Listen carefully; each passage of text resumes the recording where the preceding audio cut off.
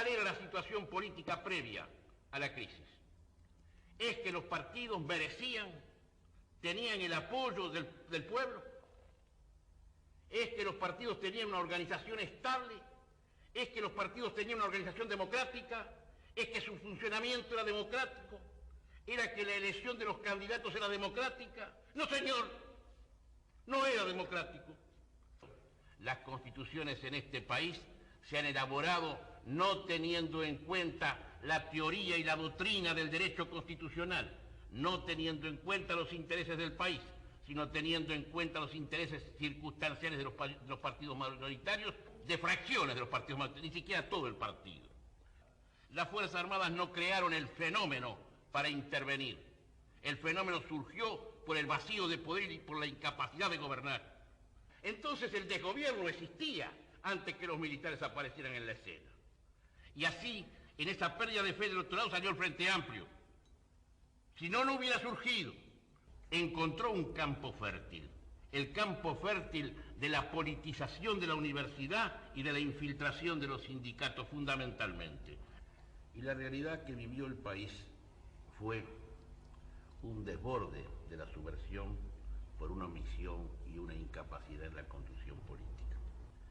Todos saben, y si no lo saben, lean las actas suscritas por los mismos miembros de los consejos directivos de las facultades, con escribano público, que en la Facultad de Ingeniería, mientras se estaba realizando y se estaba construyendo un artefacto explosivo en plena facultad, con la presencia de las autoridades en sus respectivos despachos y los profesores en sus respectivas salas, los alumnos se dedicaban no a los proyectos, sino que se dedicaban a algún sector, por supuesto no todos, como ocurre siempre, a convulsionar el orden público con material inflamable, con material de agresión a la fuerza pública y con esa bomba que tenía su destinatario, porque junto a la bomba aparecieron los panfletos para quien iba. Y desgraciadamente este estudiante encontró allí la muerte. Eso en la universidad es el reflejo inequívoco del desgobierno. Yo les dije y les conté a ustedes personalmente un día en que reunido el Consejo de Ministros estudia una resolución. Y cuando está estudiando esa resolución y parece que hay acuerdo en el Consejo de Ministros con el presidente a la cabeza, resulta que el ministro de Trabajo dice: un momentito, antes de aprobar esto voy a consultar con el señor Delía. Y yo, que era nuevo, que no conocía la mecánica de gobierno, pensé que debía existir, sin yo conocerlo, al margen del texto constitucional, alguna autoridad que estaba más allá del Consejo de Ministros y más allá del presidente de la República. Y entonces averigüé quién era el señor Delía. El señor Delía era un integrante de la mesa permanente de la CNT. Quiere decir que habíamos llegado a un desgobierno tal que el Ejecutivo, para tomar una decisión en materia laboral, consultaba primero la CNT.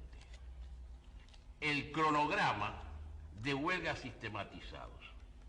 No se sabía si había clases porque los maestros paraban, no se sabía si había asistencia sanitaria porque los hospitales y centros asistenciales paraban, no se sabía si había transporte, el transporte paraba como se le ocurría.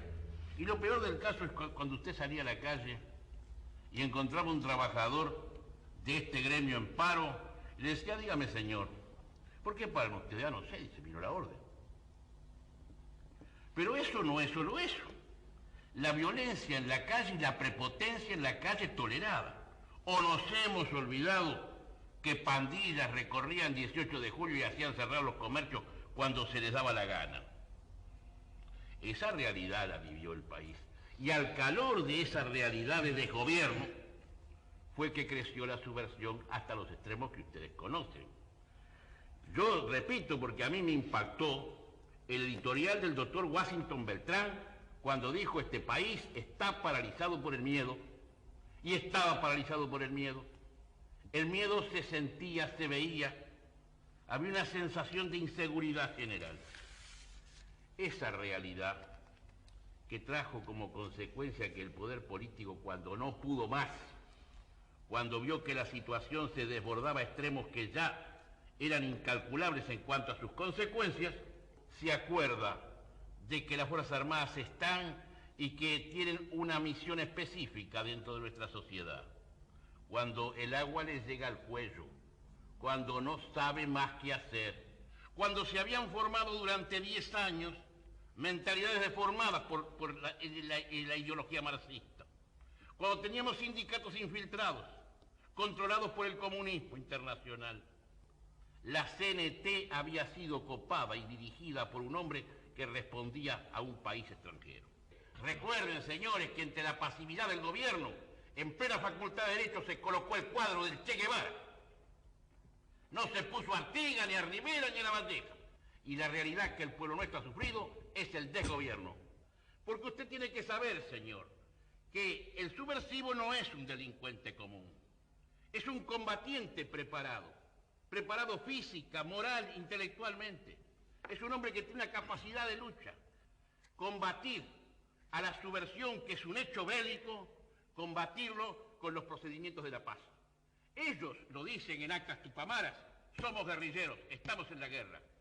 Ellos están en guerra y nosotros, que los tenemos que combatir, estamos en paz con todas las garantías de los derechos individuales en la paz. Y ese estado de guerra interno no lo votó el Consejo de Estado, lo votó la Asamblea General nombrada por el pueblo. Quiere decir eso, señor pueblo, que si nosotros no hubiéramos cruzado de brazos para no tener responsabilidad de crítica, entonces ustedes hoy no tendrían país, señores. Que la democracia se defienda por sí misma, no por el empleo de la fuerza. Que la democracia se defienda por nuevas instituciones, por el imperio del derecho, por el imperio de la ley. Es un deseo plausible y sumamente patriótico.